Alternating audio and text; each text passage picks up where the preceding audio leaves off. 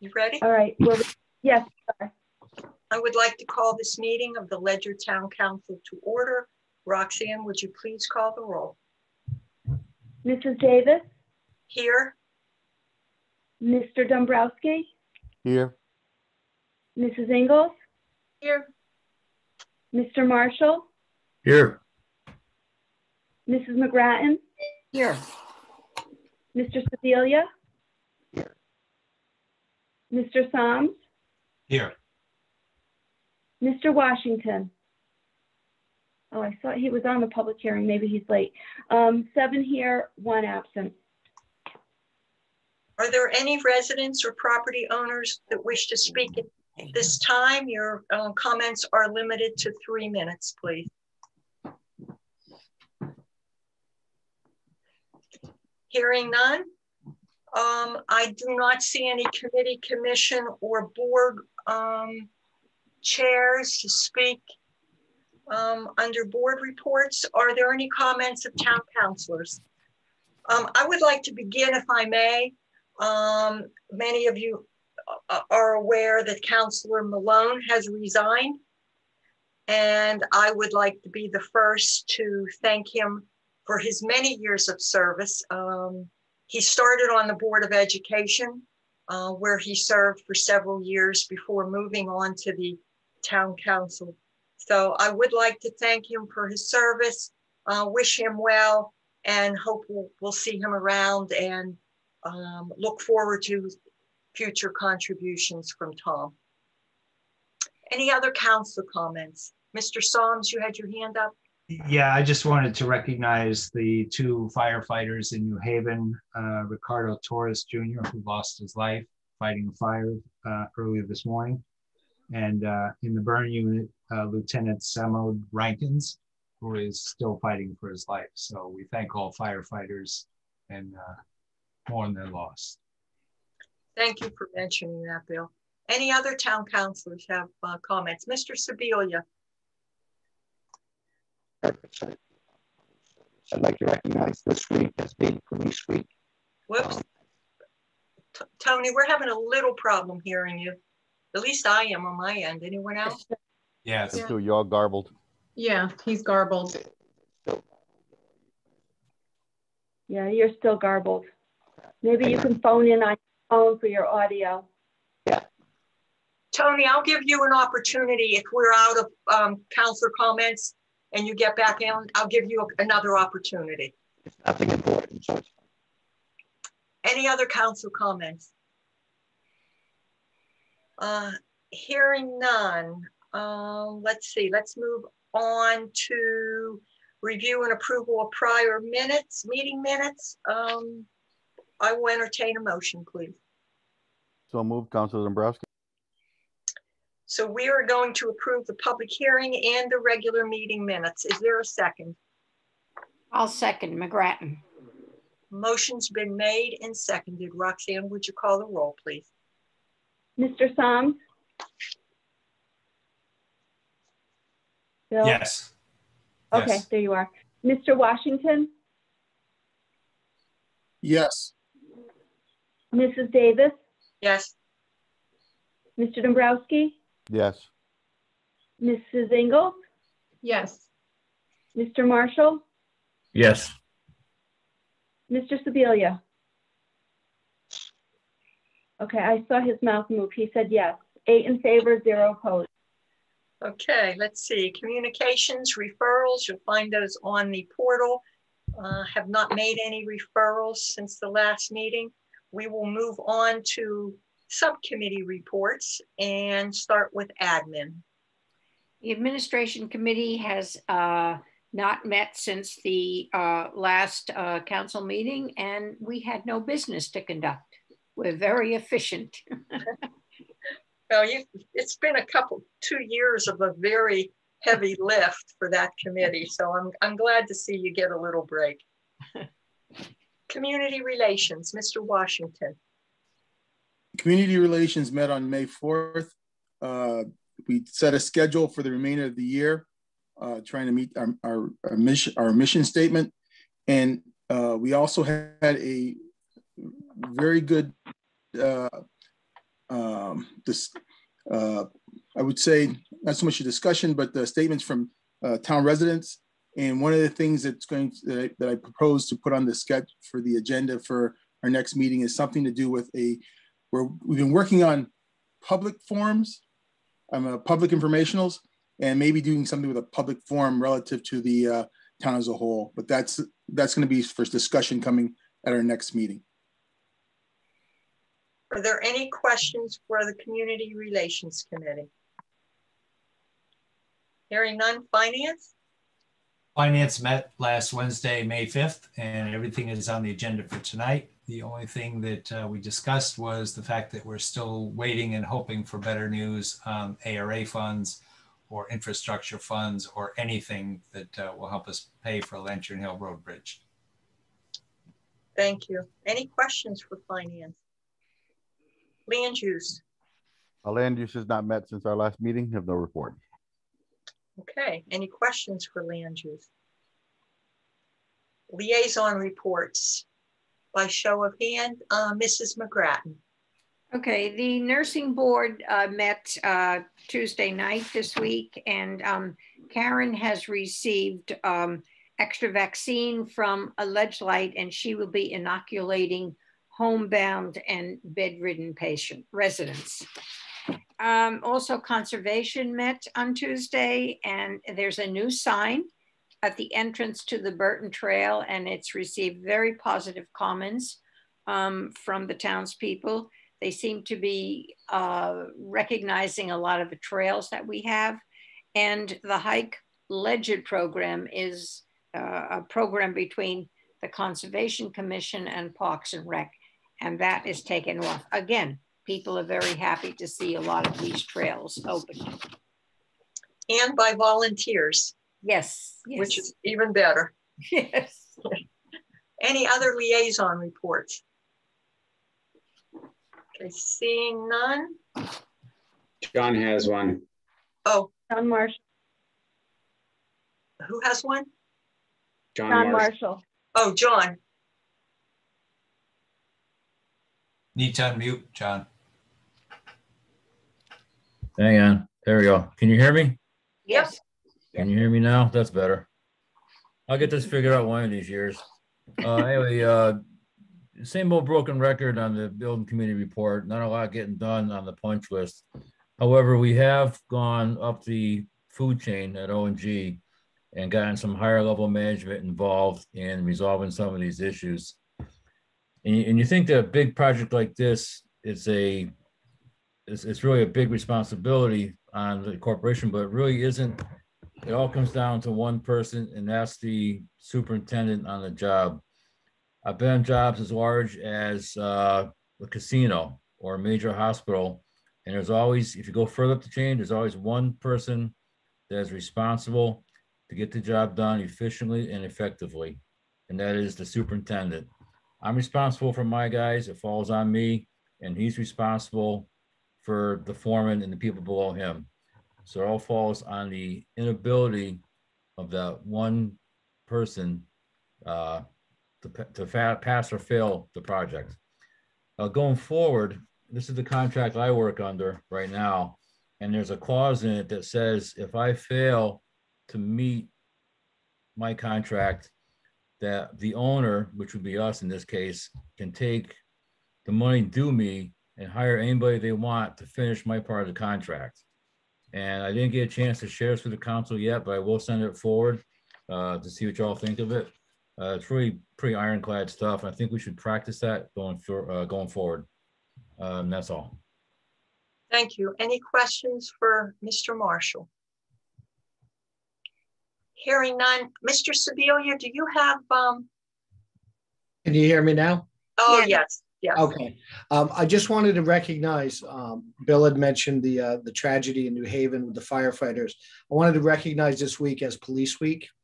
In these uncertain and crazy times, it's important to recognize what the guys in blue do day in and day out, and to recognize that they're husbands, fathers, and in my case, my son. And I think it's important that we reflect a minute and just think about what those in public service do. I think about it every day, but this is a national event, so I just wanted to bring it up. Thank you. And at this time, we will move on to Mayor Allen. All right, good evening, everybody. Quick COVID update for everybody. Fresh data from today, L&M has 12 patients with only 1 in ICU. Westerly Hospital has 0 total, which is great. Bacchus has 7 and also with 0 in ICU. So that was good news. On the vaccination front, those 65 plus in Ledyard, this is Ledyard specific, almost 98% of those 65 plus have had at least 1 dose. For the 45 to 64-year-olds, that number drops to 60.25%, and the 15 to 44-year-olds drops to 45.5%. They are opening it up now for Pfizer vaccinations for 12 to 15-year-olds. They are doing that at the Mohegan Sun specifically. They are doing a clinic there. It is now at the Seasons Buffet. The Seasons Buffet is not open, so it is now a vaccination site instead of a all-you-can-eat buffet. And walk-ins are welcome on that as well. And they're still doing them at Foxwoods and Mitchell College. So again, appointments are not needed, but I urge you to go and keep our numbers up. Had a CCM meeting on the 11th. There was a lot of talk about the state budget. The governor had presented his budget. The legislature had presented their budget. I guess part of the concern is that they are, I'll use the term balancing the budget. I'll use that term loosely on almost $4 billion of American Rescue Plan funds. So don't know how balanced it's going to be. It does have new taxes for highway use for heavier vehicles. It has a consumption tax in there, which is, I guess, targeted towards higher income earners, but though they haven't defined what higher income is yet. There's also a social media tax, and I want to look into that a little bit more to understand how they plan to tax social media. I was disappointed to see that there was no funding in there for STEEP grants this upcoming year, though they did in the second year of the biennial budget. They did include $15 million for 2023. The Council of Governments put together a letter regarding the bottle bill and why we thought it desperately needed to change. And you probably remember me saying this, that I used to pick up cans when I was like 10 years old for a nickel a piece. And at 50 years old, I can still go out and pick up cans for a nickel a piece. So the value proposition just really isn't there to pick up a can for a nickel. So it sounds like there wasn't a lot of movement towards the 10-cent redemption fee, which is too bad. There's also a tremendous amount of resistance for including the liquor mini bottles, the nip bottles. And of course, and I mentioned this, I said that is like our #1 offender in terms of litter on our streets are those nip bottles. So the liquor companies through their people in Hartford are proposing, their lobbyists are proposing a 5-cent surcharge on every nip that is sold within your town. And then the 5 cents goes back to the town's coffers. That doesn't go a long way for fixing that problem at all. All it would really mean is we'd have to hire people to go out and pick up. And I can't even imagine how many there would have to be to cover an hour of somebody's time to pick that up. So I'm very disappointed in that one. The only positive that seemed to come out of it was they're looking at increasing redemption centers in some more urban areas so that people can walk to them and redeem them, and they're increasing the handling fee for those redemption centers. So they're going to have a little bit more stake on the plate, so to speak, for them to make it make sense. Last night in a special session, the House voted to extend Governor Lamont's executive authority to July 20th. I didn't have time to look today. The Senate was supposed to vote on it today or possibly tonight. I suspect it will pass. And the reason I say this is there were a lot of plans to change some things effective May 20th. and we might have to hold off on that. The way it currently reads is if it is approved tonight, he will have the authority to extend executive orders for 60 days while they're in legislative session.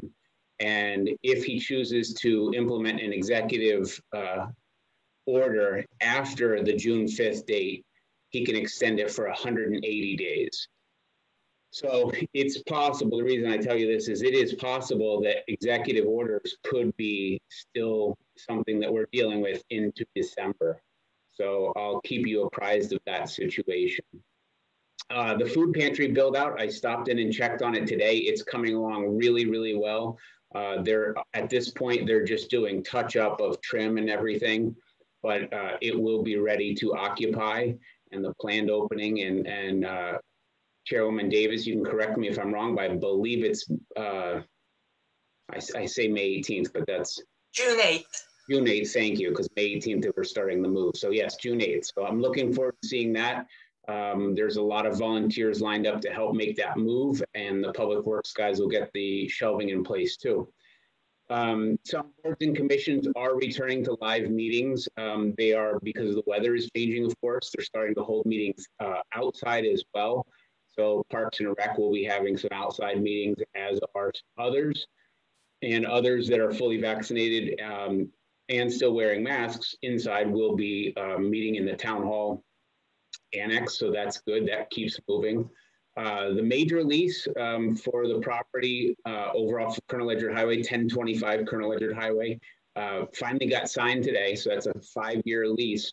And Mr. Majors sweetened the deal a little bit for us too, in that he is, since he drives by our property at 1087, which provides the access to the Tri-Town Trail, he will also go in and bush hog that field once or twice a year, which I think is good, because fields, as everybody knows, fields don't want to be fields. So you give it a couple years and it will turn into underbrush, which will turn into something else, which eventually will no longer be a field, and it's tough to get back. So he's going to do that for us, which is a very kind gesture on his part. Also yesterday, we had a pretty lengthy meeting regarding the schools that Councilor Marshall spoke of. We're at the point now where we are going to, and I have the Assistant Vice President's name for O&G, going to be making a call to him with the number of items that have been identified to get corrected and completed with an August 1st, what we'll call a drop dead date. So I think that's going to happen. They've already identified 80% plus of the items on the punch lists are already identified as going to be completed by May 21st. So they're already on a pretty solid trajectory, assuming they can meet that May 21st deadline. And then the last item that I wanted to share with you is that a little bit of a rescue plan update. This just talks about, so there are a couple workshops that are coming up on dates yet to be determined that will kind of boil down for us what general government can do with the funds that go to general government. They're having separate workshops for boards of education, and they have a lot more leeway in theirs. But one thing that caught me a little bit by surprise was, and I had identified that it would be coming in 2 allotments, half in May or June of this year, or at this point, probably July, and the other half a year out. However, the new wrinkle that's in it is that if states have experienced a net increase in unemployment of more than 2 percentage points since February 20th of 2020, it will then come as a single lump sum payment.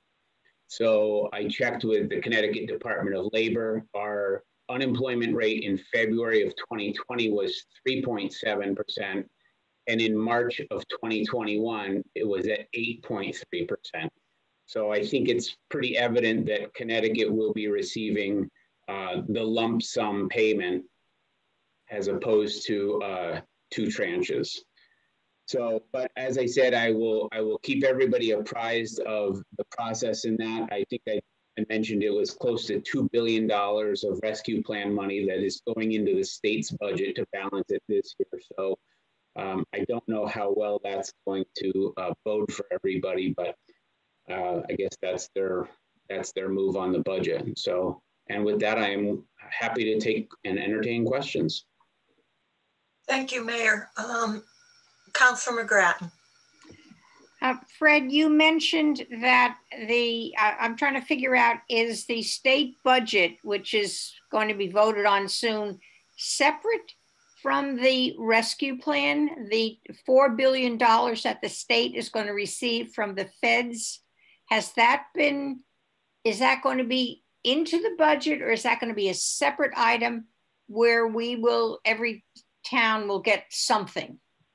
So the state is receiving money, and it's coming basically in three different formats. The state receives an allotment of money because we don't really have county government, right. So that we are not punished. They are allocating funds on a county-wide basis. Okay. And then Ledyard will receive a piece of that on a per capita basis too, which we have indicated is about $2.9 million. Then we will also have a local municipal tranche of money as well. Going back to your point about the state is getting about $4 billion of American Rescue Plan funds, of which 65% of that money they are choosing to use for the 2-year state budget. Okay. It's going to leave 35% of that money for other uses. Okay. Okay. One of the things that I would love to see, and they did not fund, but I think it would be very beneficial to people that have a real need, is the small cities grant that we apply for every year, where we have the money for people to fix up their homes. It's a zero interest loan. Right. We have about 15 people on a waiting list right now, and as of just a couple weeks ago, we were told there was going to be no funding for that. But I would happily lobby the state to see if they can put some piece of that remaining 35% of the $4 billion into that program, because that was a very positive program. Okay. All right. Thank you. You're welcome. Any other questions for the mayor? Mr. Solms. I would just like to thank and compliment the mayor on how well he keeps himself informed and us. Great report. Thank you. Thank you. Appreciate it. Anyone else? Hearing none. We have no old business. Would anybody like to amend the agenda under new business? Seeing none. Mr. Solms, the next 4 items are yours. Yes, ma'am. Thank you. I move to set a virtual video conference public hearing date on Wednesday, May 26th at 6:30 p.m. to receive comments and recommendations regarding proposed ordinance of the town of Ledyard authorizing the Iglesia Fuente de Salvación Misionera, Inc. to receive tax exempt status as of the date of purchase of real property. Is there a second, please? A second. Discussion. So this church purchased a church in Ledyard that was formerly owned by NCW Holdings on July 15th, 2019. Churches, as we know, are tax exempt, and our tax assessor and tax collector have confirmed that this organization is a church and they are entitled to tax exemption. Unfortunately, there was some confusion about a tax bill which was outstanding on the property, and the church paid the tax bill and then were advised by their attorney who contacted the town that they should be able to get that tax bill lifted. So the attorney wrote to the town and explained the situation, and the tax collector and the tax assessor recognized that this situation is exactly like in a situation we had with the Bishop Seabury Church in Gales Ferry a couple of years ago.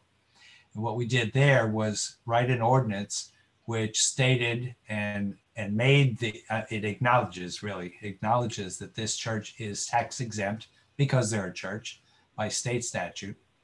And then we also wrote a resolution to abate the taxes that they had already paid. I'm talking about both organizations. That's what we did for New Seabury, and that's what we're doing here for the church, Iglesia. I can't say it again. I did practice. Iglesia Fuente de Salvación Misionera. The resolution is required because once taxes are paid, the tax collector has no authority to waive taxes.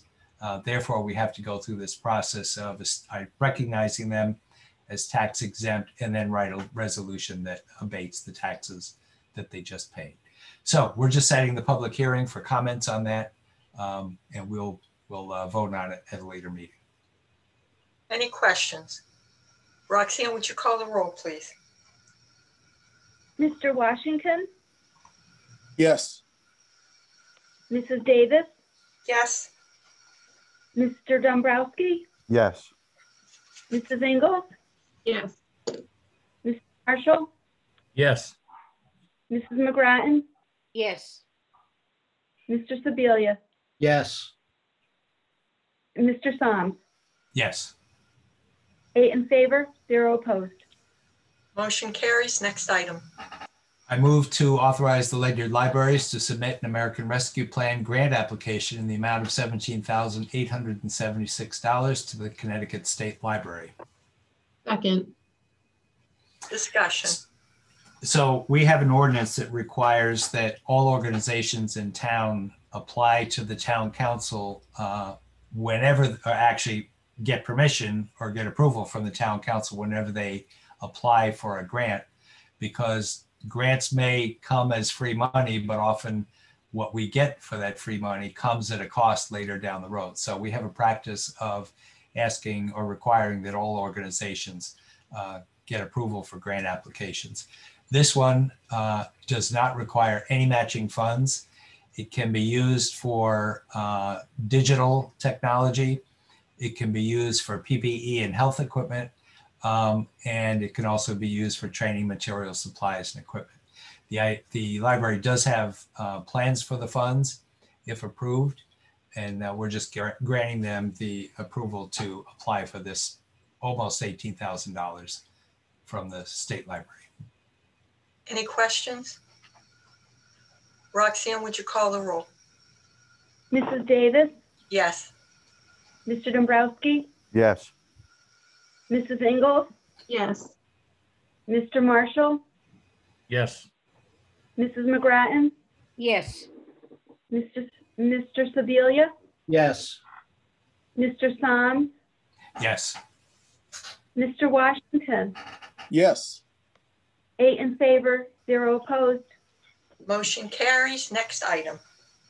I move to transfer $25,000 from account 210-90305-58915 CNR undesignated to account number 210-40107-50, 54015 Lenchen Hill Road Bridge to pay for the Ledyard's half of the bridge repairs. Second. So this money is to accomplish a temporary repair. It's the only other option we have at this point is to close the bridge, which we don't want to do. Stonington has not been willing to pay for replacement of the bridge, which is what we would like to do. It's the right thing to do, but it's $800,000, and Stonington doesn't want to spend their $400,000 at this time. Therefore, we have to do a temporary repair to prevent it from being closed. And the primary reason we don't want it to be closed, in addition to the inconvenience to people who use that road to get home, is that Old Mystic Fire Department wrote a letter to both towns stating that if that bridge were to be closed, it would take them longer to get to homes on the other side of the bridge than it takes the next closest fire department, which is Ledyard Center Fire Department. So closing the bridge but risk potential harm to life and property. So we're planning to go ahead and fix this. One last comment, as I mentioned earlier, we are really pinning our hopes on getting something from the federal government to replace this bridge, because that is our only other option at this point, and it would be the right thing to do. Any question? Oh, yeah, Mayor Allen. You got a comment?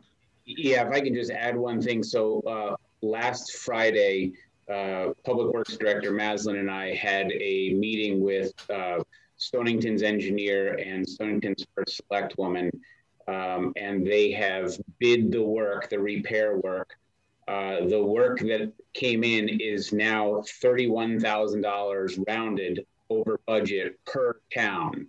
So I'm not asking to change this tonight, because when that number came in, Steve and I expressed some concern about that and asked that they revisit the engineer's report about the bridge had to be closed by the end of June. So the WMC engineering company is going out there, or has been out there at this point, to reconfirm the structural integrity of that bridge before we spend more money. So I don't have a problem with the move tonight, but it is entirely possible that if the report indicates it isn't as bad a shape as they say, there may be more expense associated with this, I'm sorry to say. Any questions? Thank you. For the Councilor Psalms or the mayor? Hearing none, Roxanne, would you call the roll? Mr. Dombrowski? Yes. Mrs. Ingles? Yes. Mr. Marshall? Yes. Mrs. McGrattan? Yes. Mr. Sebelia? Yes. Mr. Psalms? Yes. Mr. Washington? Yes. Mrs. Davis? Yes. 8 in favor, 0 opposed. Final item, Mr. Psalms? I move to approve 2 tax refunds in the combined total amount of $5,536.53, with each exceeding the $2,400 limit in accordance with tax collector departmental procedures. Motion's made by seconded. Discussion? So this is a routine for us whenever a tax payment is made twice or overpaid. Normally the mayor can approve it, but anything over $2,400 comes to the to the town council. Both of these were overpayments, one by the mortgage firm, the other by a resident, both requesting refund of their duplicate payment. Any comments, questions? Roxanne, would you call the roll, please? Mrs. Ingles? Yes. Mr. Marshall? Yes. Mrs. McGrattan? Yes. Mr. Sebelia? Yes. Mr. Psalms? Yes. Mr. Washington? Yes. Mrs. Davis? Yes. Mr. Dombrowski? Yes. 8 in favor, 0 opposed. Motion carries. I just ask that everybody watch for their email probably tomorrow with the vacancy of Mr. Malone. The Ledyard RTC does have a recommendation, and we would like to interview that person, or have the town council interview that person, which is our practice on Wednesday, since there is a short, I understand, finance committee meeting on Wednesday. We'd like to do it right after that meeting. So hopefully you can all make room for that on your calendars. It shouldn't take very long. So, and with that, Mr. Dombrowski. Make a motion to adjourn. Motion's been made and seconded. Seconded. This meeting is adjourned without exception. Thank you. Thank you, everyone. Good night, everybody. Good night.